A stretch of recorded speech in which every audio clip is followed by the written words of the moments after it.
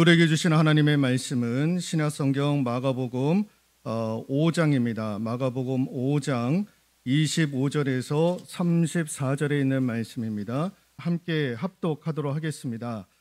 12해를 혈루증으로 알아온 한 여자가 있어 많은 의사에게 많은 괴로움을 받았고 가진 것도 다 허비하였으되 아무 효험이 없고 도리어 더 중하여졌던 차에 예수의 소문을 듣고 무리 가운데 끼어 뒤로 와서 그의 옷에 손을 대니 이는 내가 그의 옷에만 손을 대어도 구원을 받으리라 생각함일러라. 이에 그의 혈루 근원이 곧 마름에 병이 나은 줄을 몸에 깨달으니라. 예수께서 그 능력이 자기에게서 나간 줄을 곧 스스로 아시고 무리 가운데에서 돌이켜 말씀하시되 누가 내 옷에 손을 대었느냐 하시니 제자들이 여짜오되 무리가 애워싸 미는 것을 보시며 누가 내게 손을 대었느냐 물으시나이까 하되 예수께서 이 일 행한 여자를 보려고 둘러보시니 여자가 자기에게 이루어진 일을 알고 두려워하여 떨며 와서 그 앞에 엎드려 모든 사실을 여쭈니 예수께서 이르시되 딸아 내 믿음이 너를 구원하였으니 평안히 가라. 네 병에서 놓여 건강할지어다. 아멘. 나가야 산다 대탈출 두 번째 시간, 기운 없음의 늪에서라고 하는 제목으로 하나님의 말씀 전해드리도록 하겠습니다. 어제도 이제 뉴스에 나왔지만 여러분들 익히 알고 계시는 분은 아시겠지만은 보건복지부에서 발표를 하나 했는데 우리나라 5년 동안 이렇게 살펴보니까 2017년부터 2021년도까지 이렇게 보니까 5년 동안에 15,000명이 고독사로 돌아가셨다라고 하는 보도가 있습니다. 작년 한 해만 하더라도 한 3,300명 정도가 고독사로 생을 마무리하셨다라고 하는 보도가 있었습니다. 그 보건복지부의 보도가 이런 거죠. 고독사가 매년 크게 증가하고 있고 여성보다 남성이 훨씬 많다라는 것. 그런데 그 중에서도 50대, 60대의 남성이 많다라는 겁니다. 왜 그럴까? 이유를 원인을 보니까요. 경제적인 빈곤, 사회적인 고립, 또 소외 등으로 인한 삶의 만족도가 이제 떨어지고 그러다 보니까 외로움과 무기력이 증가가 되더라는 것입니다. 그래서 많은 분들이 고독사로 생을 마무리한다라는 것입니다.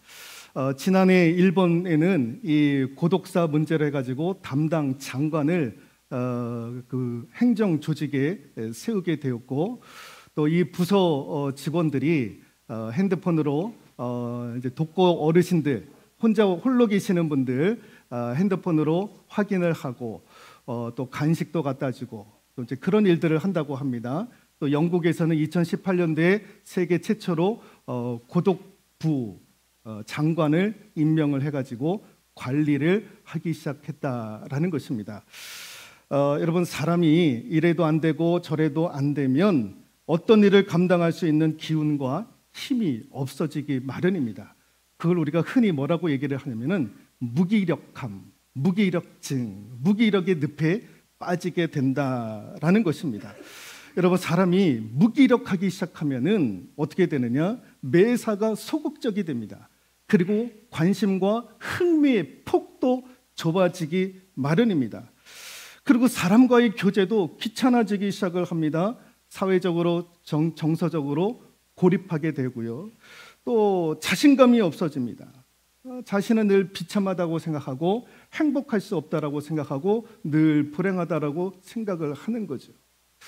그러니까 무기력증이 한번 그 늪에 빠지기 시작하면 헤어나올 수가 없는 거예요. 오늘 우리가 익히 잘 알고 있는 본문의 말씀, 12년 동안 혈루병을 앓고 있었던 여인이 등장을 합니다. 12년 동안 혈루병을 고치기 위해서 얼마나 애를 썼는지 모릅니다. 자기가 가지고 있는 전 재산을 털어서 수많은 의사들을 만나고 수많은 약을 복용을 했지만 결국에는 재산은 재산대로 날리고 몸은 몸대로 더 악해지는 그런 상황 가운데 거하고 있었던 거예요. 그 생활을 무려 12년을 하게 되었던 겁니다. 여러분 12년을 병으로 앓고 있다. 여러분 이렇게 되면 무슨 생각을 하게 되느냐? 이거는 자신의 짐, 나는 뭐 아무런 쓸모가 없는 사람이 되는구나. 이렇게 해서 내 인생을 마무리하는 것 아니겠는가. 그러면서 공연히 이제 우울해지기 시작을 하는 거죠. 자신이 싫어지는 거예요. 또 혼자라는 생각을 가지게 됩니다. 재미도 없고, 무엇을 해도 흥미가 사라지고, 어떤 일을 감당할 수 있는 기운과 힘이 없어지는 것 아니겠습니까? 사람이 그렇게 되는 거예요. 12년 동안 여러분 병상에서 병을 앓아보면은 사람이 무기력의 늪에서 헤어나올 수가 없는 거예요. 그런데 오늘 이 여인이 예수 그리스도를 만나면서 이 무기력의 늪에서 탈출을 하게 됩니다. 어떻게 탈출했느냐? 단지 예수님만 만났기 때문에 탈출했느냐? 아니죠. 오늘 본문의 말씀을 통해서 이 여인이 어떻게 해서 그 기운 없음의 늪에서, 무기력의 그 늪에서 헤어나올 수 있었을까? 첫 번째, 같이 한번 읽어볼까요?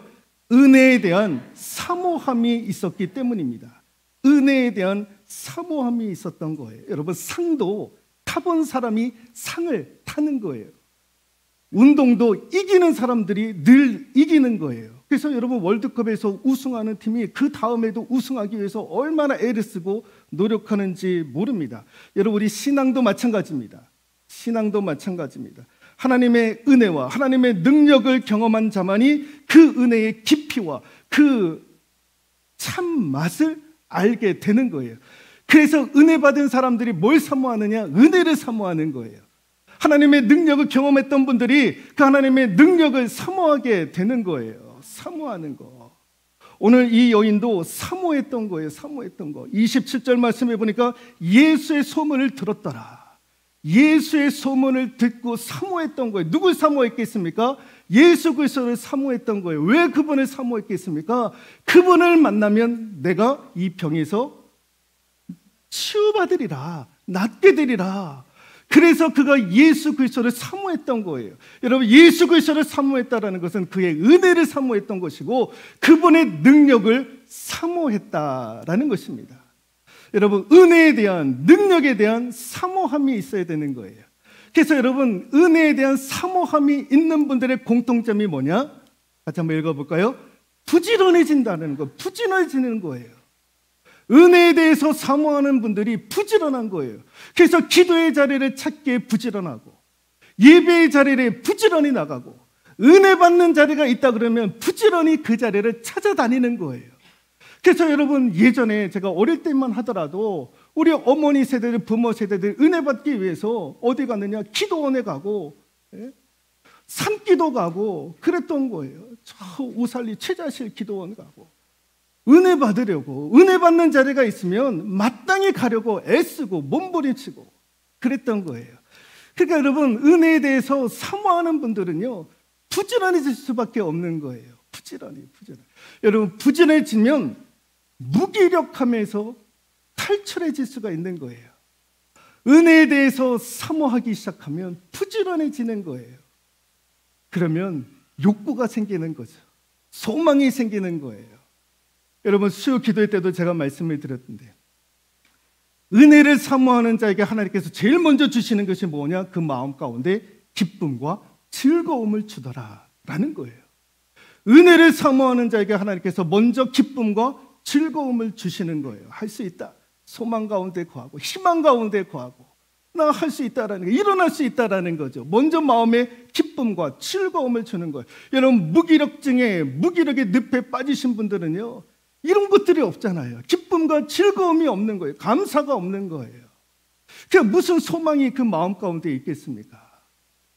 그래서 은혜에 대해서 사모하시는 분들은 부지런한 거예요. 은혜의 자리를 찾아가려고 애쓰고, 기도하면서 내가 응답받으려고 애쓰고, 이 예배 가운데 하나님께서 주시는 말씀 가운데 은혜 받기를 사모하고, 은혜 받는 자리를 늘 찾기 위해서 부지런히 애쓰고, 저와 여러분들이 그렇게 될 수 있기를 소망합니다.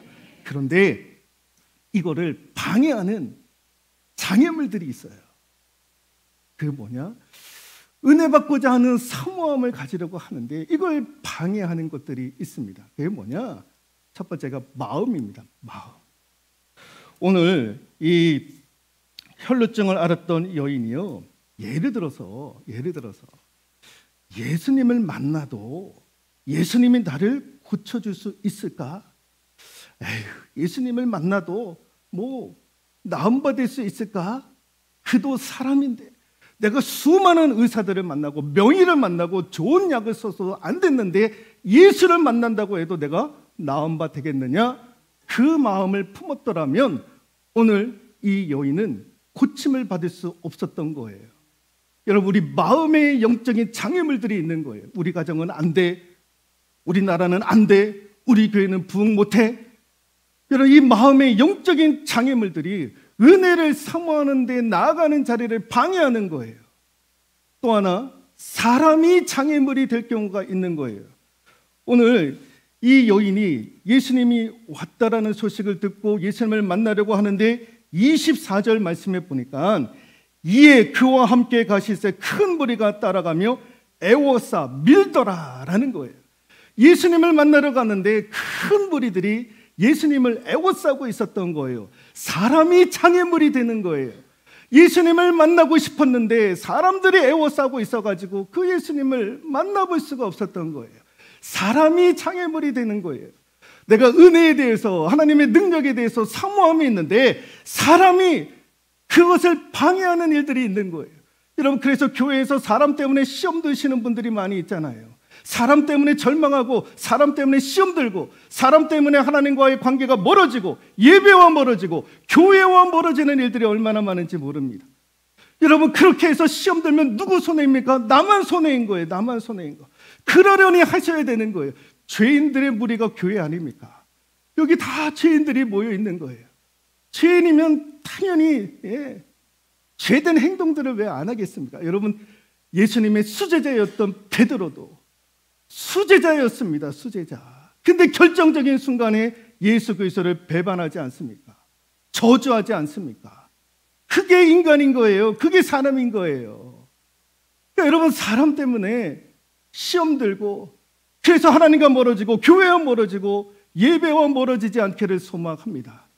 은혜를 받는 자리에 사모함이 있다면 그런 영적인 장애물들을 이겨낼 수 있는 저와 여러분들 되실 수 있기를 주님의 이름으로 축원드리도록 하겠습니다.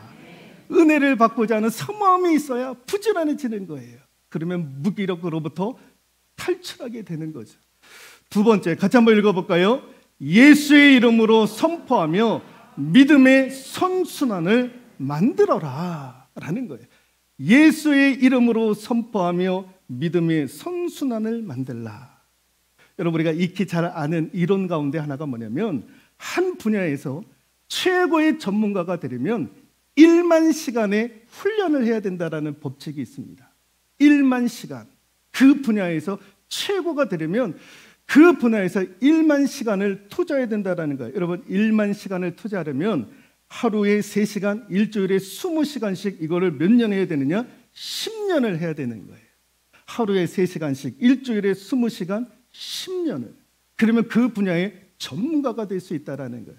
그런데 우리나라에서 1만 시간의 법칙이라고 하는 책을 쓰신 분이 있습니다. 이상훈 씨라고 하는 분이 1만 시간의 법칙이라고 하는 책을 썼는데, 거기에서 그분이 무슨 주장을 하느냐, 누구든지 1만 시간을 투자한다고 해서 그 분야의 전문가가 되는 것은 아니다라는 거예요. 그 분야에서 전문가가 되려면 적어도 3가지가 필요하다라고 그 책에서 이야기를 하고 있는데, 그게 뭐냐? 좋아하는 일을 찾아야 되고, 거기에 1만 시간을 투입을 하고, 그래서 성취와 자신감을 얻어야 그 분야에서 최고 전문가가 될 수 있다라는 거예요. 근데 이런 것들이 없으면 1만 시간을 투자한다고 해도 성과를 거두지 못하고 그냥 악순환이 된다라는 것입니다. 여러분, 오늘 이 혈루병을 앓았던 여인이 계속해서 뭘 해도 안 되는 거예요. 의사를 만나도 약을 먹어도 안 되는 거예요. 자꾸만 악순환의 연속인 거죠. 그런데 이 여인이 그 악순환에서 빠져나와가지고 믿음의 선순환을 만들어가는 거예요. 이 여인 스스로가 믿음의 선순환. 안 된다. 내가 자꾸 이래서는 되지 않지 않느냐. 여러분, 지는 사람은 항상 지는 거예요. 근데 이기는 사람은 항상 이길 수 있는 건 거예요. 여러분, 안 되는 사람들은 계속 안 되는 거예요. 빠져나오려면 어떻게 되냐? 되어지는 일들이 있어야 되는 거예요. 이기는 일들이 있어야 되는 거예요. 예. 그래서 연패를 하는, 여러분, 프로 팀들이 뭐 축구든 야구든 지는 팀들이 있습니다. 지는 팀들. 감독이 고민하는 것이 뭐냐? 어떻게 해서든지 한 번이라도 이겨야 되지 않겠느냐? 이기는 맛을 경험해야 자꾸 이겨야 된다라고는 노력들을 하게 된다라는 거예요. 근데 이 여인도 12년 동안 악순환, 안 되는 거예요. 의사를 만나도 안 되고 약을 써도 안 되는 거예요. 근데 털어버리는 거예요, 그거를. 그러면서 스스로가 믿음의 선순환을 만들어내는 거예요. 안 돼. 나도 한번 이겨야 되지 않겠느냐. 나도 한번 승리의 맛을 맛보아야 되지 않겠느냐 해가지고 마음을 먹게 됩니다. 사람들이 에워싸며 있음에도 불구하고 이 여인이 택했던 방법이 무엇입니까? 예수님의 옷에 손을 대었던 것입니다. 예수님의 옷에 손을 대었다라는 거예요. 왜 그랬을까? 왜 예수님의 옷에 손을 대었을까? 예수님의 옷에 손만 대어도 나을 수 있다라고 하는 믿음이 있었던 거예요. 예수님의 옷자락만 만져도 나는 이기리라, 나는 승리하리라 라고 하는 믿음이 그에게 있었던 거예요. 그래서 그 믿음을 보시고 우리 예수님께서 34절에 있는 말씀 같이 한번 읽어볼까요? 34절입니다. 예수께서 이르시되 따라 내 믿음이 너를 구원하였으니 평안히 가라. 네 병에서 놓여 건강할지어다. 따라 네 믿음이 너를 구원하였으니. 네 믿음이 무슨 믿음입니까? 내가 예수님을 만나면 고침받을 수 있다라고 하는 절대적인 믿음. 그 믿음이 너를 구원했다라는 거예요. 예수님을 만나면 나는 승리하리라, 나는 능력받으리라, 나는 이기리라 절대적인 믿음을 갖게 되었다라는 거예요. 절대적인. 여러분, 이 믿음을 우리 하나님께서 어떻게 보시느냐? 이런 믿음을 하나님께서 어떻게 보시느냐? 같이 한번 로마서 4장 20절 같이 한번 읽어볼까요? 믿음이 없어 하나님의 약속을 의심치 않고 믿음에 견고하여져서 하나님께 영광을 돌리며, 믿음에 견고하여져서 예수 그리스도 만나면 내가 나으리라라고 하는 이 절대적인 믿음, 그 믿음이 하나님께 영광을 돌리더라, 하나님 기뻐하시는 믿음이 되더라라는 거예요. 저와 여러분들의 믿음이 그런 믿음이 될 수 있기를 소망합니다. 그래서 그 믿음으로 이기는 거예요. 그 믿음으로 승리하는 거죠. 그 이기는 믿음, 승리의 믿음이 뭐냐? 같이 한번 읽어볼까요? 예수의 이름으로 선포하라는 거예요. 예수의 이름으로 선포하라는 거예요. 예수의 이름으로 가난은 떠나갈지어다. 예수의 이름으로 병만은 떠나갈지어다. 예수의 이름으로 귀신은 떠나갈지어다. 여러분, 베드로가 38년 동안 안진뱅이를 일으켰잖아요. 무엇으로 일으켰습니까? 예수 그리스도의 이름으로, 예수 그리스도의 이름으로 일어나라. 그랬더니 그 다리에 힘이 들어가고 일어나는 역사가 이루어지지 않았습니까? 예수 그리스도의 이름으로 승리해 가는 거예요. 믿음의 승리는 예수 그리스도의 이름을 선포하는 거예요. 요한복음 14장 14절에 있는 말씀인데요. 읽어볼까요? 내 이름으로 무엇이든지 내게 구하면 내가 행하리라. 예수 그리스도의 이름으로 무엇이든지 내게 구하면 내가 행하리라. 사도행전 2장 21절. 누구든지 주의 이름을 부르는 자는 구원을 받으리라. 예수 그리스도의 이름에 권세가 있는 거예요. 예수 그리스도의 이름에 구원이 있고 그 이름에 승리가 있는 거예요. 그 이름에 능력이 있는 거예요. 그래서 그 이름을 부르는 자들마다 승리하는 거예요. 승리하는 거. 여러분, 그래서 이 예수 그리스도의 이름을 선포하며 믿음의 선순환을 만들어라. 늘 이겨야 된다라는 거예요.